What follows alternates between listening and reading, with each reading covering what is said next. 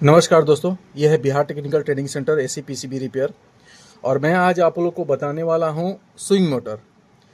AC में आप लोग देखे होंगे फ्लैप, जो कि हवा को अप डाउन या लेफ्ट राइट करने के लिए स्विंग करने के लिए फ्लैप का इस्तेमाल किया जाता है। और फ्लैप को इस्तेमाल करने के लिए जो फ्लैप को अप डाउन करता है वो उसमें एक मोटर लगा हुआ रहता है, जिस मोटर का नाम होता है स्विंग मोटर। आप देख सकते हैं ये हमारा स्विंग मोटर है। और भी बहुत सारे डिजाइन के आते हैं, तो ये हमारा स्विंग मोटर है। अब स्विंग मोटर कितने प्रकार के आते हैं? स्विंग मोटर जो है दो प्रकार के आते हैं। एक पहला एसी आता है और दूसरा डीसी आता है। एक एसी पे चलने वाले को 220 वोल्ट चाहिए और डीसी पे चलने वाले के लिए लगभग 12 वोल्ट चाहिए। तो डीसी पे चलने एसी और डीसी को अगर करंट से चेक कर सकते हैं तो ठीक है, नहीं तो अगर सीधा सामने पहचान में आता है कि एसी करंट पे चलने वाले स्विंग मोटर जो होते हैं उनको उनमें दो तार लगा हुआ रहता है, और जो डीसी पे चलने वाले होते हैं उसमें 5 तार लगा हुआ रहता है। आप देख सकते हैं 3 और 2 5 तार होता है इसमें।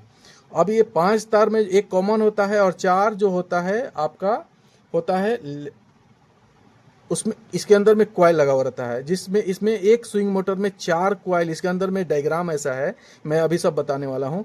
4 कॉइल लगा रहता है। 4 कॉइल को मैग्नेटिक फील्ड बनाने के लिए एक कॉमन का जिसमें पॉजिटिव करंट जाता है और दूसरा निगेटिव के लिए 4 कॉइल दिया हुआ रहता है। तब हमारा ये इसके अंदर में 4 तार दिया हुआ रहता है, जिसमें चारों कॉइल पे निगेटिव जाता है और एक कॉमन से पॉजिटिव जाता है, जिससे हमारा कॉइल इसके अंदर में जो कॉइल है उस पर मैग्नेटिक फील्ड बनता है और जिससे हमारा ये स्विंग अप डाउन मतलब लेफ्ट राइट इसमें करता है। कभी एक साइड में जाता है, कभी दूसरे साइड में आता है, जिससे हमारा अप डाउन करता है हमारा ये इसके अंदर में कॉइल, और फिर हमारा फ्लैप अप डाउन होता है।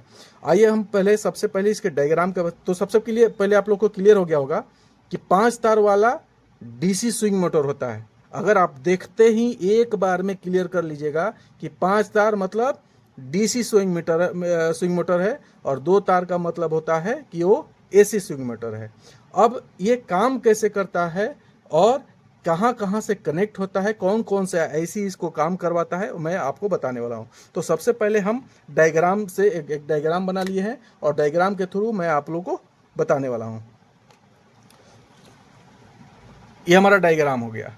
ये जो आप दिख रहा है, आपको दिख रहा है, ये है स्विंग मोटर का अंदर का डायग्राम, जिसके अंदर में एक कॉमन हो गया जिससे हमारा 12 वोल्ट, आप देख सकते हैं 12 वोल्ट इसको इन कर रहा है। और 4 कॉइल जो है, 4 कॉइल पे हमारा करंट जाता है निगेटिव, जिससे क्या होता है कि इसकी एक तरफ से पॉजिटिव दूसरी तरफ से निगेटिव, तब ये हमारा कॉइल जो है मैग्नेटिक फील्ड बनाता है और फिर कॉइल का जो अंदर में ये जो मोटर है वो हमारा चलना स्टार्ट होता है। तो अब यहाँ पे देख सकते हैं यहाँ से 12 वोल्ट गया है। और ये जो जैक, जो 5 पिन का जैक है, आप अगर 5 पिन 5 तार मतलब 5 पॉइंट, आप 5 पॉइंट कहाँ देख सकते हैं? इधर देख सकते हैं, इसके अंदर में 5 तार लगा हुआ है। दूसरा और पीसीबी से मैं दिखा रहा हूँ आपको। आप यहाँ देख सकते हैं ये इस तरह का जैक है, उसमें दूसरे ये अलग टाइप का जैक है और ये दूसरा टाइप का जैक है। आप इसमें भी देखते रहें 5 पॉइंट का आपका जैक लगा हुआ है। और जस्ट बगल में एक आईसी है, मैं इस आईसी को आगे भी दिखाऊंगा और डायग्राम में भी दिखाऊंगा क्या इसका रोल है, ये सब मैं बताने वाला हूँ। तो ये जो पॉइंट, ये जो जैक मैंने अभी जैक दिखाया वही जैक है जिस पे हमारा 5 पॉइंट पे कनेक्ट हुआ है। अब ये 5 पॉइंट जो है हमारा लीनियर बाइपोलर आईसी पर जाके हमारा ये मिलेगा। ये 5 पॉइंट जो है लीनियर बाइपोलर आईसी पे हमारा मिल जाएगा। ये लीनियर बाइपोलर आईसी जो है ना, एनपीएन ट्रांजिस्टर जैसा काम करता है। इसमें एक तरह से आप सोचेंगे कि वो ट्रांजिस्टर ही लगा हुआ है जिससे हमारा काम करता है। अब ये बाइपोलर आईसी जो है किसके कंट्रोल पे काम करता है? एमसीयू के कंट्रोल पे काम करता है। एमसीयू जो मेन कंट्रोल आईसी लगा हुआ रहता है वो हमारे बाइपोलर आईसी को कंट्रोल करता है और इससे फिर हमारा स्विंग मोटर चलता है। तो अभी ये चीज़ मैं सारा चीज़ आपको कनेक्ट करके पीसीबी में भी दिखा रहा हूँ। अगर इसमें मोटर नहीं चल रहा है, स्विंग मोटर अगर नहीं चल रहा है, तो सबसे पहले हम स्विंग मोटर को ही चेक करेंगे। स्विंग मोटर अगर ठीक है तो फिर हम आगे की जैक और फिर ये हमारा बाइपोलर आईसी या फिर एमसीयू को हम चेक करेंगे। तो आइए हम आपको पीसीबी पे दिखा रहे हैं। मल्टीमीटर को सबसे पहले हम डीप रेंज में बजर रेंज में सेट करेंगे। बजर रेंज में सेट करके एक बार मल्टीमीटर को हम पहले चेक कर लेते हैं। मल्टीमीटर बिल्कुल हमारा ओके है। अब थोड़ा सा सेट कर लेते हैं।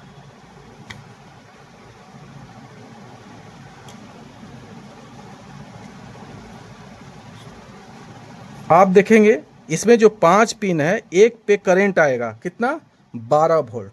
12 वोल्ट हमारा। आप सबसे पहले पीसीबी देखिए, ये जो पीसीबी है इसमें 2 ट्रांजिस्टर लगा हुआ है, 2 ट्रांजिस्टर लगा हुआ है। ये रेगुलेटर आईसी है, एक तरह से आप इसको बोल सकते हैं रेगुलेटर आईसी। इसमें एक 7812 लगा हुआ है जो कि 12 वोल्ट पास करता है, और दूसरा 7805 लगा हुआ है जो कि 5 वोल्ट पास करता है। तो जिस सेक्शन को मैं पहले भी वीडियो में बता चुका हूं कि इसमें 2 तरह का वोल्टेज पे वर्क होता है, एक 5 वोल्ट पे होता है और एक 12 वोल्ट पे होता है। तो कभी कभी किसी में 7812 जो रेगुलेटर आईसी है वो नहीं देता है, और किसी में देता भी है। तो इसमें दिया हुआ है, लेकिन अगर 7812 रहे या नहीं रहे उससे मतलब नहीं है, लेकिन हमारा 7805 जो आईसी है, रेगुलेटर आईसी है, वो रहेगा ही रहेगा। तो 7805 और हमको यहाँ पे कितना करंट चाहिए, 7812। तो 12 से हमारा करंट एक पे मिलेगा, और बाकी जो 4 पॉइंट है वो हमारा बाइपोलर, लीनियर बाइपोलर आईसी से हमारा मिलेगा। ये है हमारा लीनियर बाइपोलर। अब दूसरे पीसीबी में भी हम दिखा रहे हैं आपको। ये हमारा जैक हो गया स्विंग मीटर का, और ये हमारा लीनियर बाइपोलर आईसी होता है। ये आईसी मार्केट में आपको आसानी से मिल जाएगा, ठीक है। वो आईसी का मैं आपको नंबर भी बता देता हूँ, आप चाहें तो आप आसानी से इसको डाटा से निकाल सकते हैं, खरीद सकते हैं।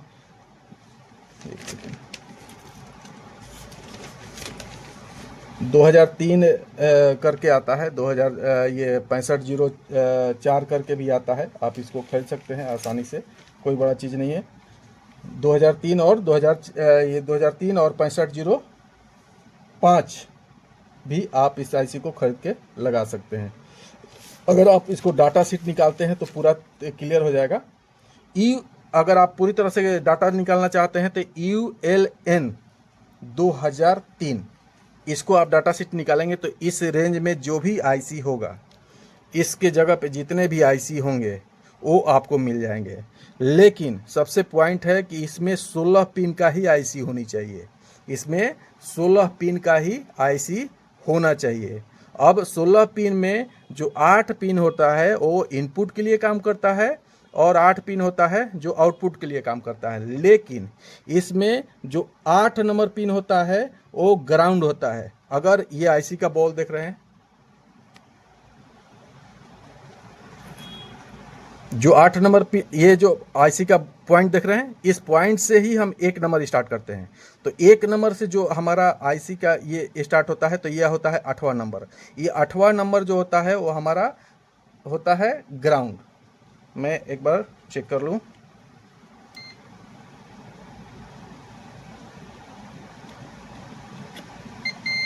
ये हमारे आप देख सकते हैं कैपेसिटर के निगेटिव से हमारा ये आईसी का 8 नंबर पिन जो है ग्राउंड है, और जो 9 नंबर पिन है वो हमारा VCC है, जो कि यहाँ पे वोल्टेज आता है। वोल्टेज कितना आएगा, 12 वोल्ट आएगा, जो कि 12 वोल्ट से हमारा एक पॉइंट आप देख सकते हैं, ये जो पिन है जिस पे 12 वोल्ट आएगा, और हमारा स्विंग मोटर पे भी 12 वोल्ट आएगा। तो एक पॉइंट इससे जरूर बीप करनी चाहिए। देखिए मैं और क्लियर करके दिखा रहा हूँ।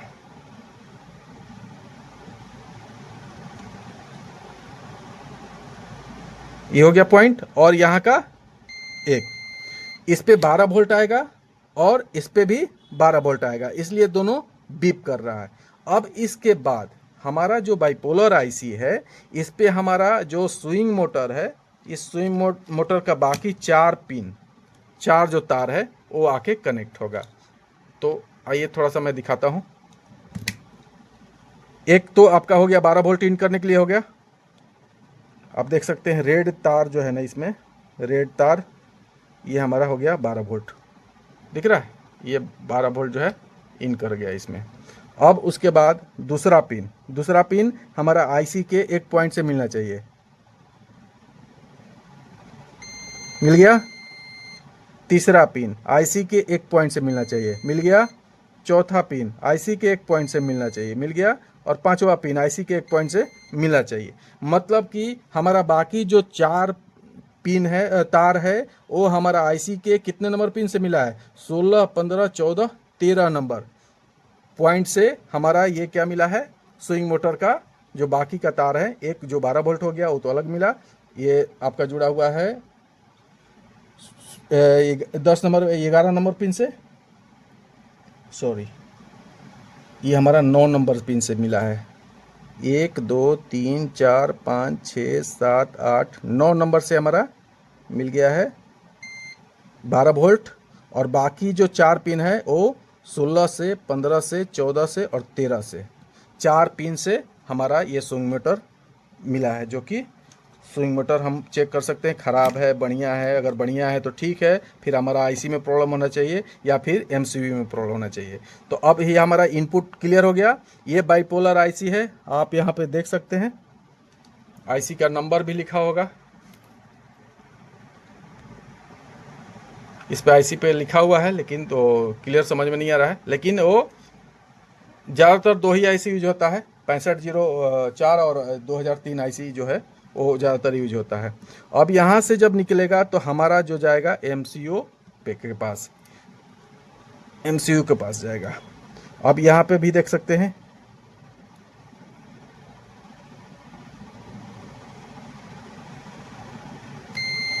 इससे मिल गया, आईसी के एक पिन से मिला,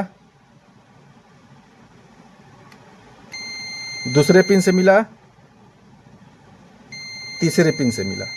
तो सबसे बड़ी चीज़ है कि आप जो ट्रांजिस्टर अगर पढ़े होंगे तो ट्रांजिस्टर में भी एनपीएन है। तो अगर एक इसका अगर मान के चले हम बेस है और ये हमारा आगे की जो आउटपुट करता है वो हो गया, तो हमारा यहाँ से कौन देता है? बेस को एक्टिव करता है, यहाँ से पल्सेटिंग जाता है, पल्स करंट जाता है। जो एमसीयू करंट देता है वो पल्स करंट देता है, किसको? बाइपोलर आईसी को। और पल्स में ही हमारा कहाँ जाता है? स्विंग मोटर को करंट जाता है, क्योंकि ये डीसी करंट पे काम नहीं करेगा। यहाँ स्विचिंग होके, इस बाइपोलर आईसी से स्विचिंग होके करंट किस पे जाता है? क्वाइल, ये क्वाइल पे जाता है। इसके अंदर में जो क्वाइल है, क्वाइल पे जाता है, तब जाके इसके अंदर में फ्रीक्वेंसी और मैग्नेटिक फील्ड बनता है और फिर हमारा स्विंग मोटर काम करता है। तो अगर स्विंग मोटर प्रॉब्लम आ जाए, नहीं काम करे, तो सबसे पहले हम स्विंग मोटर को चेक करेंगे, ख़राब है, बढ़िया है। अगर बढ़िया है तो फिर हम इस पे जैक को चेक करेंगे। अगर जैक सही है तो फिर हमारा आईसी को चेक करेंगे। आईसी में आईसी चेक करने का तो कोई ऐसा टूल्स नहीं है, लेकिन इसमें यही चेक करेंगे कि एक पॉइंट जो ग्राउंड है, एक तरह से मोटा मोटी चेक कर सकते हैं कि जो आईसी को बाहर निकाल के एक पॉइंट को हम चेक करेंगे, यहाँ से ग्राउंड जो है उस पर करेंगे, और बाकी किसी पिन पे वैल्यू नहीं आना चाहिए मल्टीमीटर में। अगर वैल्यू आ गया या बीप आ गया, मतलब हमारा ये आईसी ख़राब है। अगर आईसी ख़राब है तो हम इसको चेंज करेंगे। अगर आईसी बढ़िया है फिर भी काम नहीं कर रहा है, मतलब हमारा जो एमसीयू है वो ख़राब हो गया है। तो यह स्विंग मोटर का प्रोसेस। स्विंग मोटर अगर काम नहीं कर रहा है तो सबसे पहले हम लोग स्विंग मोटर चेंज करते हैं। अगर नहीं काम कर रहा है तो फिर हम यहाँ पे जैक को चेक करते हैं, जैक सही है तो फिर आईसी को चेक करते हैं, और आईसी को चेक करने के बाद फिर अगर आईसी सही है तो फिर हम एमसीयू को चेक करते हैं कि एमसीयू से हमारा क्या है, कंट्रोल मिल रहा है कि नहीं बाइपोलर आईसी को। ठीक है, तो लगभग सारे जितने भी मॉडल होते हैं सभी में यही प्रोसेस है। मेरे पास 2 टाइप का पीसीबी है, दोनों टाइप का मैं आपको सेम टाइप दिखा रहे हैं, सेम प्रोसेस दिखा रहे हैं। यहाँ से हमारा ये जैक है, जैक से बाइपोलर आईसी पे आ गया और आईसी से सीधा हमारा एमसीयू पे गया। आप देख सकते हैं ये जैक है, जैक के बाद बाइपोलर आईसी और बाइपोलर आईसी से फिर हमारा एमसीयू पे गया है। ठीक है, सारे पीसीबी में सारे जितना भी है पीसीबी अगर रिपेयर कर रहे हैं, स्विंग मोटर से रिलेटेड प्रॉब्लम आ गया है तो आप यही चेक कर सकते हैं, बाकी इसमें कोई ज़्यादा टूल नहीं है। ठीक है, यह है बिहार टेक्निकल ट्रेनिंग सेंटर। अगर आप पीसीबी रिपेयर करना सीखना चाहते हैं तो हमारा क्लास दुर्गा पूजा के बाद से न्यू बैच स्टार्ट होने वाला है, आप ज्वाइन कर सकते हैं। बाकी क्लास चल रहा है। Thank you.